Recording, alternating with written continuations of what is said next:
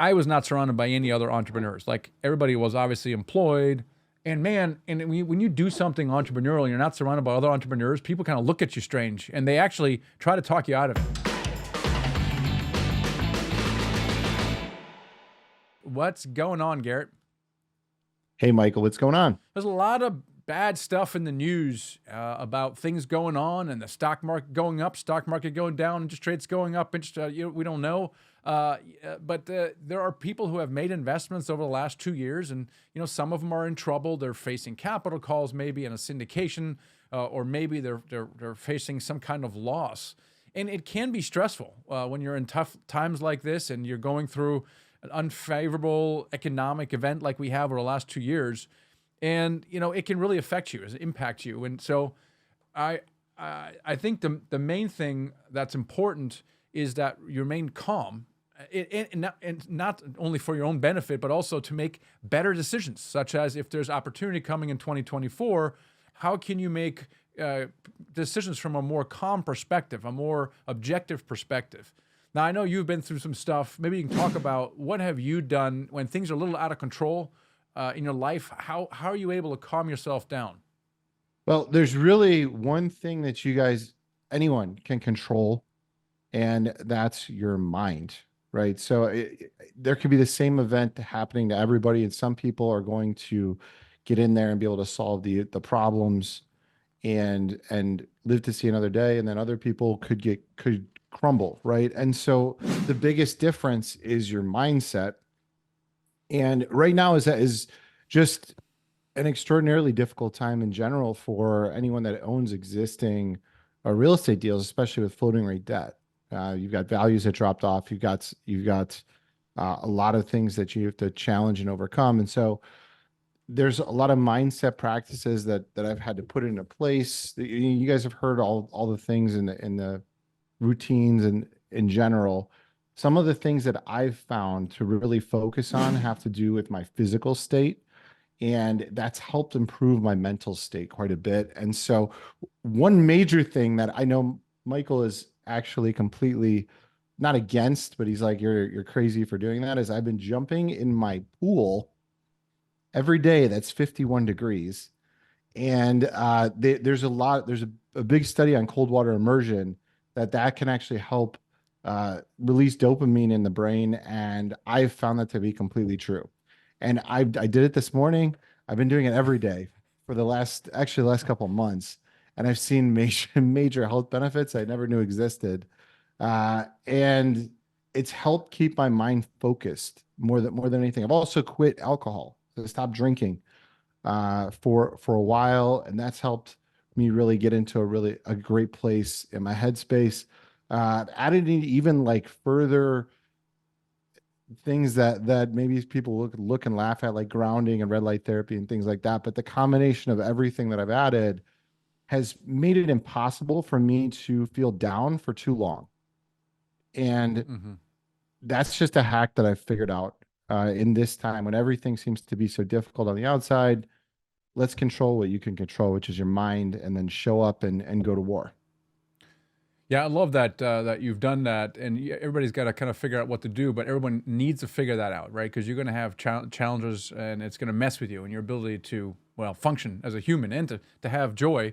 My problem, Garrett, is that I enjoy hot water too much. I'm surrounded by cold plungers like yourself. You're not the only one I know, and so I'm just not there yet. But the thing that's worked for me, especially when I was going through my first major stress in my life, was basically total financial loss in the restaurants. And I think my faith has really been kind of that cornerstone for me. And it has allowed me through the grace of God to basically be at relative peace regardless of what's going on outside. So before, I had the unbelievable talent of worrying. I'm a very analytical guy, so my brain would create programs with 5 million possible scenarios, all of which could lead to another 20 million scenarios of all the bad things that could happen. I was really good at that. Of course, it doesn't result in a lot of sleep and a very tense.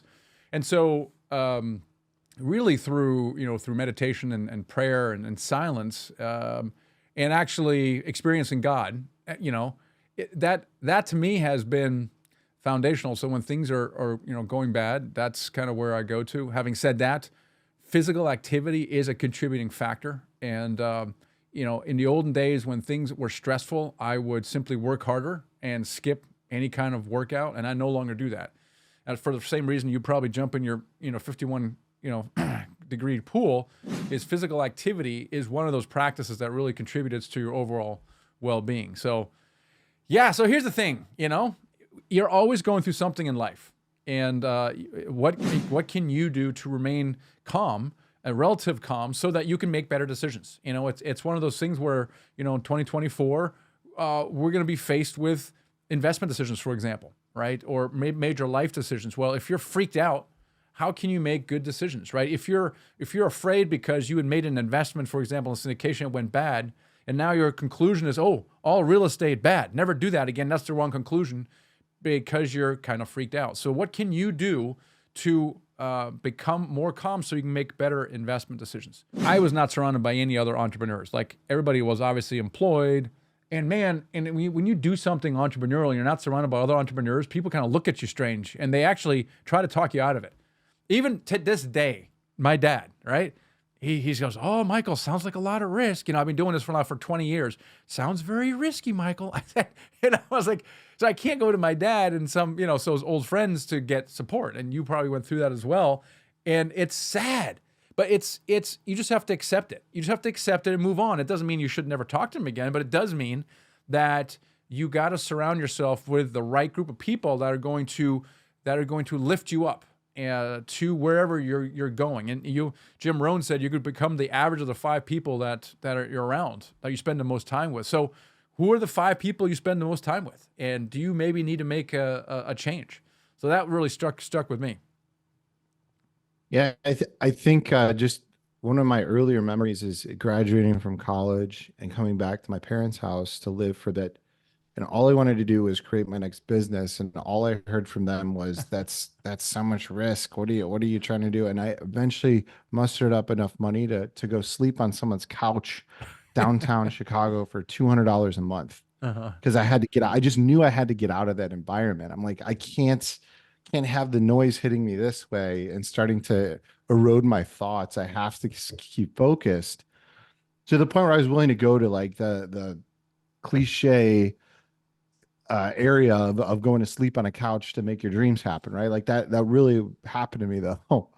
And so I think even like when I moved to Scottsdale, I had a group of friends from Chicago that, they're still around, but they were doing things that were more like fun things on the weekends, and they weren't really entrepreneurs and any of that. I had to go out and actually pay to get local friends that were entrepreneurs through EO, and that was a game changer, absolutely, for me as well. So yeah, I really like what Sergio had to say about that.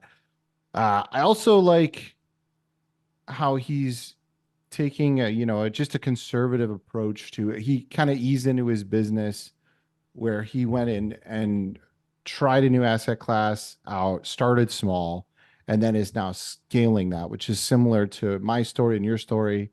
And I think that's really a good way to look at venturing into any asset class. Yeah, I think that's right. I think that some people suffer from shiny objectitis, and there's so many different business opportunities. And the mistake I see most people make is they just jump from one to another. They never allow a chance to scale any one. And I think the rule of thumb I heard from some, any kind of idea you have to give it a 5-year runway to get enough momentum and build enough expertise in that before you try to expand the business into something else. And so, that's multifamily for us. And, we've gotten very deep expertise in that area. And Sergio's gotten a lot through self-storage as well. Yeah, I mean, these different asset classes, they do have nuances. So I think Sergio made it seem fairly simple as to what he was achieving, but I think that's coming from a modest place, because it doesn't matter which industry you're in or which asset class, jumping between them is not the easiest thing to do. There's people that have decades of experience that you're competing with in the space. And having that kind of experience behind you is I mean, this really gives you an advantage. And so spending your time learning the nuances, getting the ins and outs, and making the mistakes, learning from mentors, all those things are going to help you be successful in whatever asset class you choose to pursue. And in this case Yeah. for Sergio, it was just this vehicle was the self storage. Yeah, it is very simple, and we don't talk about a risk adjusted return a lot, but right, you asking about the capital stack and 65% debt, the rest equity. Like there's no pref, there's no variable rate in there, right? And it's been like that for decades. And one of the reasons is it's harder. It's not as it's harder to get financing for mobile home parks and self storage, and so it's always been like that. And I think in our industry, it got pretty frothy there up into March of 2022. A lot of debt, a lot of money flowing into it. And if you look at the spectrum of risk-adjusted return, it was probably in the most aggressive, probably the riskiest part of the cycle. But the thing is, it's been like that for years, like 5 years. It's been kind of like that. And then over the last 2 years, of course, it swung to the other side. Now, people are buying stuff at extremely high interest rates, fixed loans, or if they are getting bridge debt, it's also fixed for a very long period of time. So the risk has adjusted significantly. And so again, if you're listening to us right now and you're looking at the year coming up here in 2024, I think it's going to be a magical year. If you're in the market to either invest or to get started in apartment buildings, and just get educated about that right now, because the deals are going to be happening quietly. You're not going to hear them on LoopNet or in the news. They're going to happen in the off-market space between operators with lender workouts and things of that nature, pref equity maybe. So make sure that you're plugged in. If you're a passive investor, talk to an operator. We'd love to have a conversation with you. We're at Nighthawk Equity, nighthawkequity.com.